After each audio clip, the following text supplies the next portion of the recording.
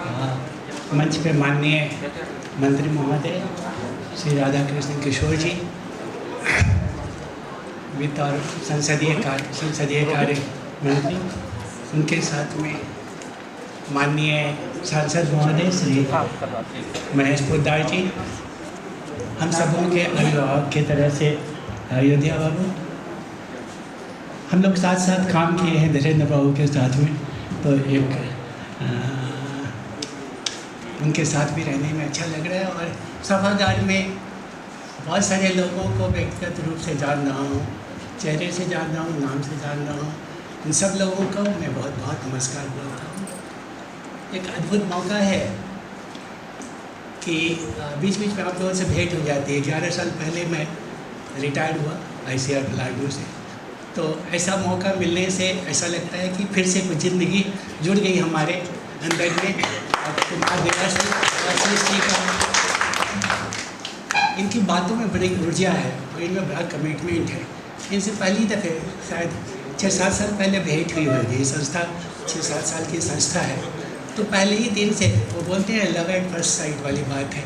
लगा कि कुछ तो हो गया है। अब बार बार मैं पूछता हूँ आगे क्या करने का इरादा है, क्या करना चाहते हैं। तो इन्होंने 6 साल जो पढ़ाई की, गांव में लोगों को बताया, कृषि पाठशाला चलाते हैं। तो हमारे बहुत सारे मित्र हैं जो कि प्रधान में हैं, अजीम प्रेम जी में हैं, कैलाश जी बैठे, अशोक जी बैठे, ये सारे लोग हैं। इन सब लोगों के बीच में चर्चा चलती रहती है देवाशीष जी क्या कर रहे हैं अभी। देवाशीष जी की विशेषता ये है कि कृषि क्षेत्र से इनका कोई पहले से संबंध नहीं रहा है, सिवाय इसके कि प्रशंसक रहे कृषकों के। लेकिन अब इस विषय पे ये बहुत गहराई से अंदर की ओर जाने लगे और इनको ऐसा लग रहा है कि शायद अपने को खोजना है तो लोगों के बीच में विलीन होने की ज़रूरत है। उसी कमिटमेंट के साथ में ये पुस्तक लिखी गई है। शायद 4-5 महीने पहले इस पुस्तक का प्रारूप मेरे पास में आया था देखने के लिए। हालांकि पुस्तक की चर्चा पहले भी हुई कि हम क्या रखना चाहिए, क्या नहीं रखना चाहिए, क्योंकि ढेर सारी किताबें हैं कृषि के बारे में।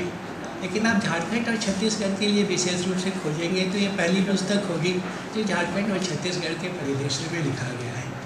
दूसरी बात थी कि या तो उत्पादन के बारे में किताबें हैं, नहीं तो उद्यम के बारे में किताबें हैं, नहीं तो सहकारिता के बारे में किताबें, जो हमारे देवाशीष जी बता रहे थे। इन्होंने कोशिश किया छोटी छोटी जानकारी इन सब विषयों को जोड़ करके रख दे, और कुछ ऐसी जानकारी जो इतनी सामयिक है। अब इस समय देखिए कि पार्टिसिपेटरी गारंटी स्कीम एक ऐसी ज़रूरत है इस राज्य के लिए, जहाँ पर कि थोड़ी सी जानकारी मैं आपसे साझा करना चाहूँगा। लोग जब उगाते हैं तो यह बतलाना कि ये रसायन मुक्त है और बेहतर हमारे उत्पाद है, इसको बताने का 2 ही तरीका है। या तो ऑर्गेनिक सर्टिफिकेशन में जाएं, जो कि महंगा है, और एक दूसरा तरीका है जो इस पुस्तक में लोगों ने लिखा है, उसको पार्टिसिपेटरी गारंटी स्कीम बोलते हैं, कि समूह के लोग मिलकर के भी सर्टिफाई कर दें कि ये रसायन मुक्त है और ये स्वस्थ है और अच्छा है। तो एक हमारे राज्य के लिए, इस राज्य के लिए जहाँ पर कि सर्टिफिकेशन एक बहुत महंगा प्रक्रिया है, उसकी जगह पे ये पार्टिसिपेटरी गारंटी स्कीम से अपने सामान को सर्टिफाई करके और फिर बाज़ार में उतारना, मतलब सरकारी प्रावधान है लेकिन ये व्यवहार में नहीं है। इन्होंने लिखा है इस विषय पे, इन्होंने लिखा कि जो फार्मर्स प्रोड्यूसिंग कंपनियां हैं, ऑर्गेनाइजेशन है, ये इसमें लीडरशिप रोल में आवे, जो यहाँ पर बने हैं वो लीडरशिप रोल में आवे कैलाश जी, और फिर उसके बाद मिल कर के एक नए तरह के व्यवसाय जैसे उत्पादन, उद्यमिता और सहकारिता, जो इनका मंत्र है, इसी रास्ते पे चल कर के समृद्धि आने वाली है। उसके लिए ये जो हैंडबुक लिखा गया है, ये बहुत ही संक्षेप में बहुत अच्छे ढंग से लिखा गया है।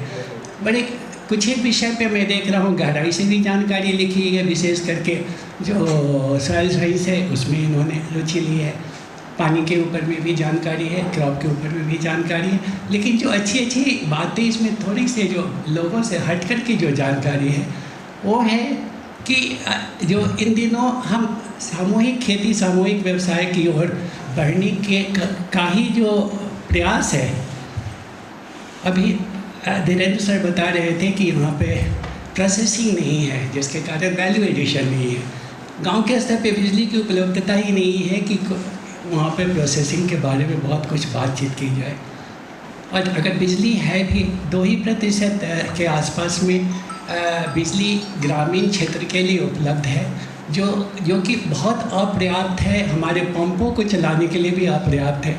और छोटे छोटे उद्यमिता के लिए जो हमें बिजली चाहिए उसका बहुत बड़ा अभाव है। हो सकता है कि उद्यमिता की ओर जब आगे बढ़ेंगे, छोटे छोटे आजकल सोलर पैनल, सोलर लाइट से लोग आगे जो बढ़ रहे हैं, जो ग्रीन एनर्जी वाले सेक्टर में, ये हैंडबुक में इसके बारे में मेंशन किया गया है कि हम उन सारे विपरीत परिस्थितियों में भी कैसे आगे बढ़ सकते हैं। मैं बहुत बधाई देना चाहूँगा लेखक द्वय को, हमारे सौरभ पाठक जी और पंकज कुमार जी। इन्होंने बहुत मेहनत किया है और अच्छी बात ये लगी है कि 6 साल जो आप सीखे हैं उसी चीज़ को आप लिखे हैं। आपने किसान पाठशाला चलाया तो लगा कि किसानों के बीच जो जानकारी जानी चाहिए वो किसी एक किताब में संकलित नहीं है, तो उसको आपने एक जगह पे ले आके किसान पाठशाला के लिए एक बहुत अच्छी किताब लिखी है।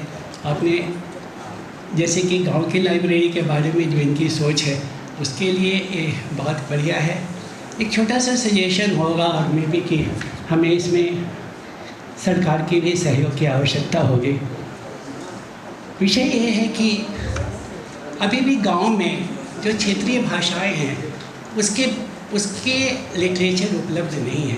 अगर एक मुंडारी में हो में हो, कुड़ुक में हो, खरिया में हो तो इसकी उपयोगिता और बढ़ेगी। मे बी कि माननीय मंत्री महोदय, पूरे राज्य के वित्त के ऊपर में आपका अधिकार है। इस किताब का ट्रांसलेशन होना चाहिए, कुड़ुक में, मुंडारी में, हो में, खरिया में, छोटे छोटे, क्योंकि इस तरह के किताबों की आवश्यकता है। लेकिन हिंदी भी अभी बहुत ज़्यादा प्रचलित नहीं है उस समाज में जिस समाज को देवाशीष जी जिसके ऊपर में नज़र रखे हैं वहाँ पे नहीं है। कभी ऐसा मौका मिला, कहीं से कुछ व्यवस्था होती है तो हम लोग क्षेत्रीय भाषाओं में इसका अगर अनुवाद करवाते हैं, ज़्यादा पिक्टोरियल बनाएंगे तो और भी हमारा जो पर्पस है ज्ञान का ट्रांसफ़र वो सफल होगा। इस समय की जो सबसे बड़ी चुनौती है और पिछले आज़ादी के बाद से ही चुनौती चली आ रही है कि ग्रामीण क्षेत्र में हम कैसे जानकारी को पहुँचावें। एग्रीकल्चर एक्सटेंशन जिसे हम बोलते हैं, बिना किसी कार्डर के एक्सटेंशन नहीं हो सकता है। वैसी स्थिति में ये जो चुनौती को आपने स्वीकार किया है उसके लिए हम आपके बहुत प्रशंसक हैं, बहुत आपके तारीफ़ करते हैं। और मैं मंच पे बैठे सारे लोगों से अनुरोध करूंगा कि जो इनका कार्यक्रम है वो बहुत ही चैलेंजिंग है और आप सब लोगों के आशीर्वाद